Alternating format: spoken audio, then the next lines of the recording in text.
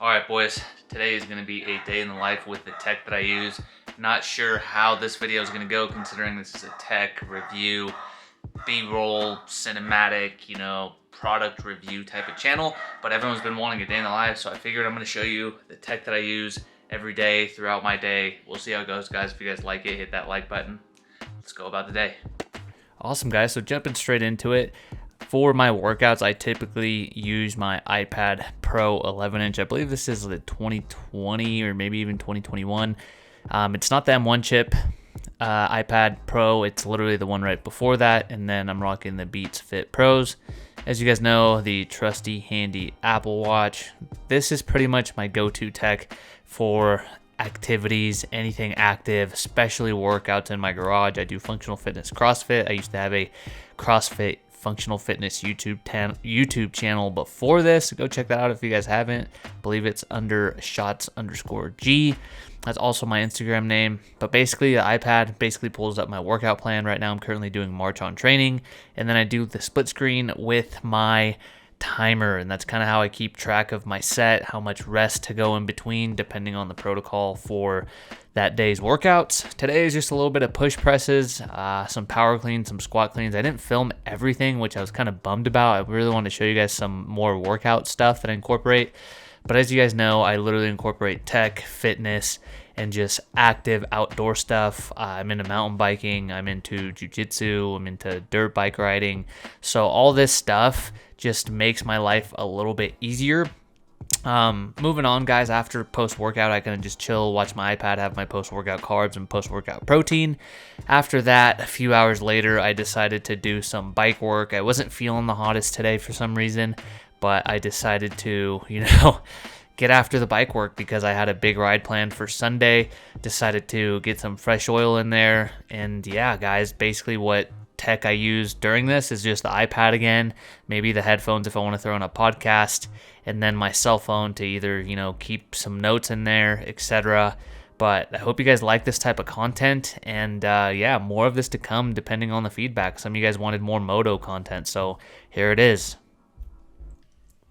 Alright guys, so doing some bike work, oil change going down.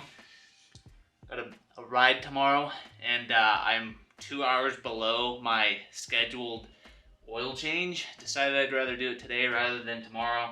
I know kind of today's day in the life with tech I use, but normally I'd be using my iPad to pull up the owner's manual and look this up.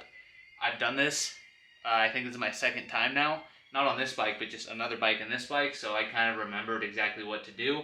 But yeah, normally the iPad would be with me, kind of guiding me along, whether that was on YouTube or the owner's manual, etc. But today, the phone and my lovely fiance keeping me company while I do this is all I need. As you guys can see, I got all the tools. I got the trusty Apple Watch Ultra telling me the time and the exertion of the activity, so I'm going to go ahead and do this.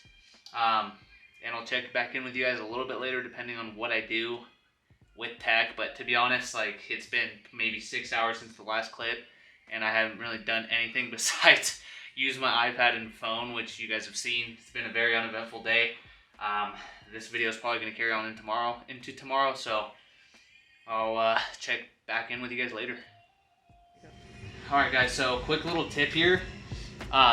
First oil change I did was at 10 hours. Oil was pretty good condition still. This one I waited 20 hours. I guess a bunch of people in the group in the Facebook groups said that's totally fine. I knew I wasn't abusing the bike. Oil came out gray, a little darker than my 10-hour one, and that was with about 18 hours on this oil. It definitely wasn't black, but it definitely wasn't good either. It was just light gray, so not too shabby. I'm gonna probably start doing it at 15 hours now and just analyzing my riding, right? But another tip I did at 10 hours was the inline fuel filter. Manual says to do the inline fuel filter. A lot of people don't really talk about it, and they miss it. And actually a lot of times when people's bikes go wrong, it's because of this little inline fuel filter. It might be clogged. They say to do this after 1 hour riding. I did it at that first oil change, and then my mechanic, when I was having issues with my back tire last week, he asked me what maintenance I've done, and I said inline fuel filter along with the oil change. He's like, a lot of people miss that, so it's good you did that, but definitely always keep up on that. So inline fuel filter on this TE250. It's hooked up right here. The little buttons toward the back, it's kind of hard to get to, but you just push it, it comes undone. Clean up your bike because that's where like the gas line is pretty much. And then right here, you have a tiny little filter which looks like this. So what I'm about to do right now is I'm gonna replace this tiny little fuel filter. I think this was like maybe 10 bucks for like a thing of 5 of them. Also, your bike, the new generation bikes, TBIs, KTM and Husqvarna, they come with a couple of those filters. I'm also gonna change out the O-ring, as you can see right here. I'm gonna lube it up with some of this Motorex, just silicone lube. Again, just following the manual's instructions, do whatever you guys want. I'm just following the manual to a T. But that's what I'm gonna change. And then I'm also gonna measure out my oil. I believe it's like 800 milliliters of oil. And then throw that in there and she should be dialed. But yeah, check back in with you guys in a bit. Alright guys, so one thing I do want to mention is just do stuff, activities, hobbies that add value to you. Don't be ashamed to spend money, to, splurge a little bit if it's bringing you joy, if it's helping you clear your mind, if it's allowing you to have fun, if it's allowing you to recharge. These things should be more, just acceptable in general, as it adds so much to us. For me, just staying active in these activities that I like to do bring me tons of value. So one thing I wanted to throw in here in this video, don't be scared, do the things you enjoy. You recording? Mm-hmm. Guys, also pro tip, this Outlaw Racing products, it's called an oil drain kit. Literally, it just comes with this little hose. It's pretty expensive for what the heck it is, to be 100% honest, but it makes your life so much easier and it's 100% worth it.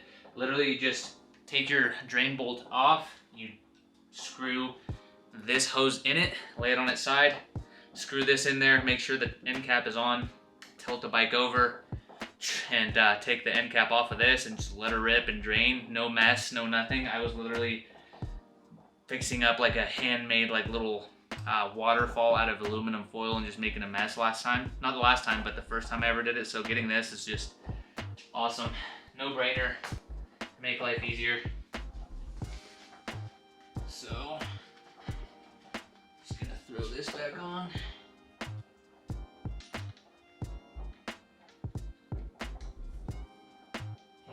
And then we're gonna throw oil in.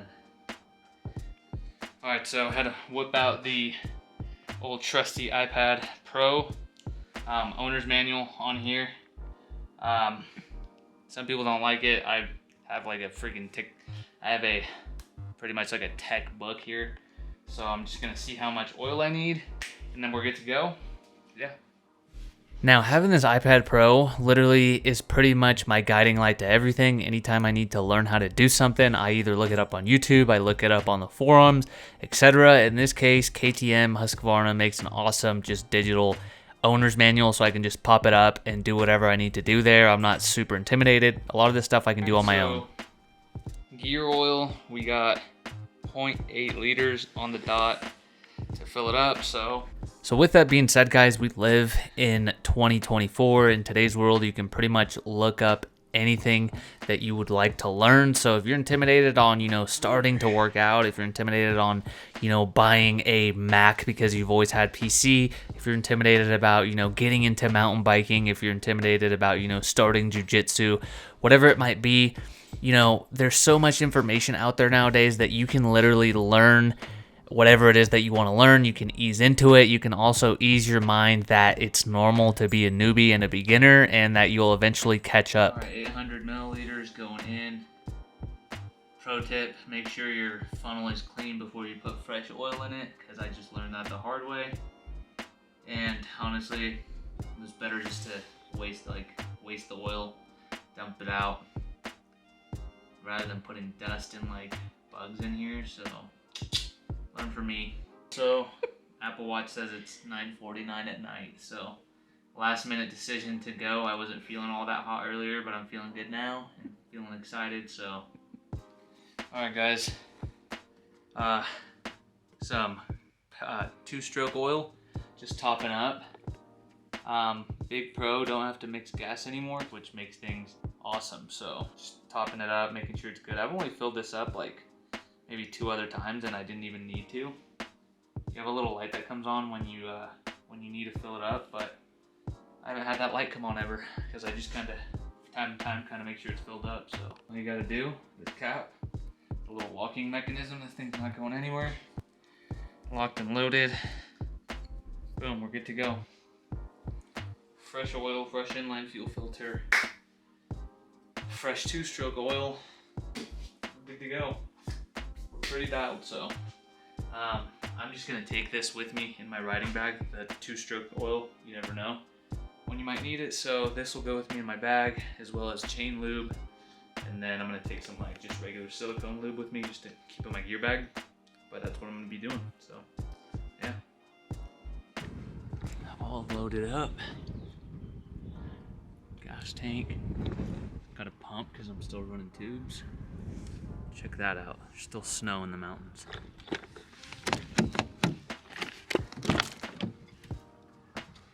Didn't feel like throwing the new boots and helmet in the back. It's kind of wet and cold, but let's hit it.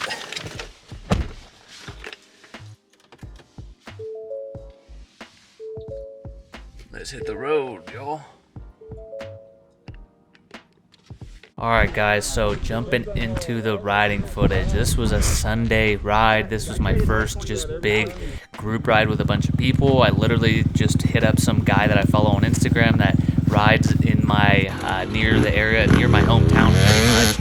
And he always does these like little meetups with people, and it's so cool. I guess this day in particular, he had 20 people that reached out and were like, hey, like let's ride. It's so crazy the fact that he has a 30,000 follower community on Instagram, and the fact that he's willing to host meetups, and I guess just the moto community, riding enduro, trail riding community in general is so welcoming that a lot of us are kind of in the boat to where none of our friends really, or close immediate friends, ride dirt bikes. So you have to seek other people that do, and immediately you're in the same boat. You hit it off because you're into the same hobby. I don't have too many of my close immediate friends that are into dirt biking, so I'm reaching out to like Facebook groups or Instagram and just trying to find other people that ride together areas that you're not familiar with. It's super helpful.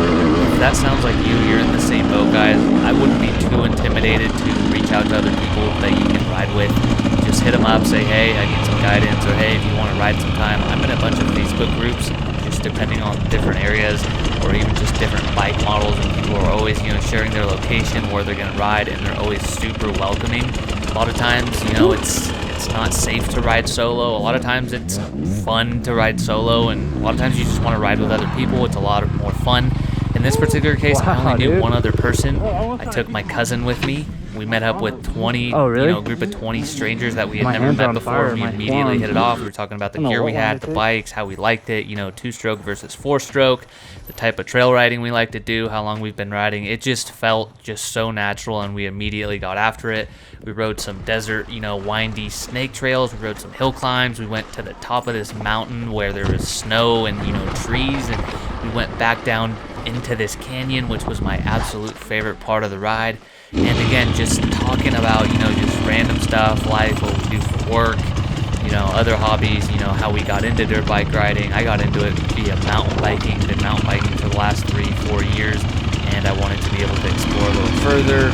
Dirt biking was the answer for me, and again, just like a fun, active rest day, functional fitness activity. I do this to fitness. I'm not doing this to do anything crazy, to be a professional, do crazy stuff, to stroke my ego. I don't need all that. I literally do this for fun, to unwind, to recharge, to clear my mind.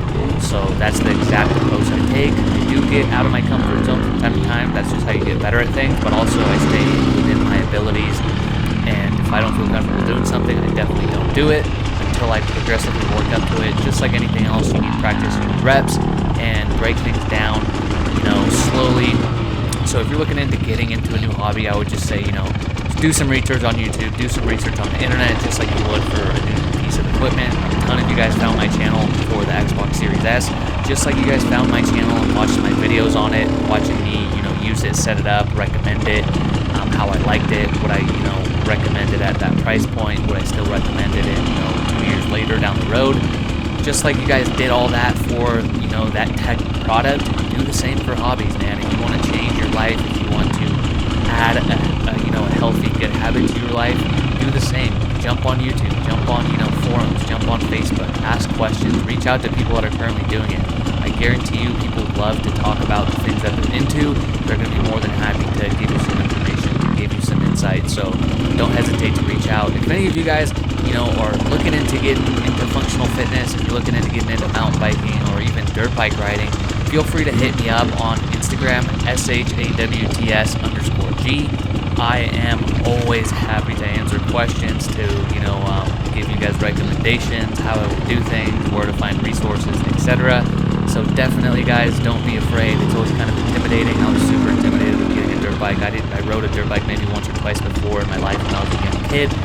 28 now, and this was my first time ever getting consistently on a dirt bike. Super intimidated by it. Didn't know, you know, where to start. I've been looking into it for a few years, but never really thought that I would, you know, get into it, or, you know, just that it was for me. Finally decided to do research. You know, the more videos I watched, the more excited I got, and then finally decided to go, quote unquote, look at some bikes just to look at them. But I knew that day that I was going to get myself a dirt bike. I was super, you know, nervous and just kind of intimidated, but it was pretty much just excitement. I was so excited, and getting into it, learning how to ride, how, you know, the different types of gear that you needed.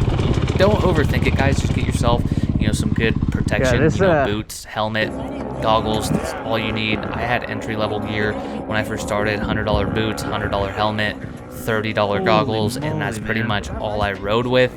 And that's all I needed. Now, a year later, I have upgraded my stuff again with my skill level and the type of stuff that I'm doing. So that's obviously a given. It's kind of like a, you know, buy once, cry once type of deal for me. I don't really like to spend money, but, you know, it's worth it, especially if it's going to protect you. It's an investment in a hobby that brings you joy and allows you to have fun. It's definitely worth it, guys. So highly recommend that you guys, whatever hobby it is, whatever it is you guys like to do, that you for yourself, that you actually invest in it. If you're doing it consistently, I'm riding my bike very consistently. Riding a dirt bike, I ride pretty much every single weekend. And if I wasn't doing that, I probably would have sold it off. Pretty much everything that I'm into or that I get, I've done my research, I've done my due diligence, and it's something that I'm going to do consistently, that I'm going to add into my life. You know, it's part of my lifestyle. Again, I don't know what happened on my first try. Kind of like a part of me and just how I live my life, and this was one of those things that fit into it. So being consistent at it wasn't hard at all, especially because it's super fun. It's hard, you know, it's tiring, but it's so much fun. It adds so much to me. So definitely do your research, guys. Hope you guys enjoyed the riding clips. If you guys want to see more, definitely leave a comment, let me know. The only reason why I decided to incorporate moto in this video is because the last video got some feedback, and honestly all I needed was one person to say, hey, you're gonna throw some riding clips on, is there gonna be more moto content? And I got at least one person. I got a few people, so that's definitely something I wanted to incorporate.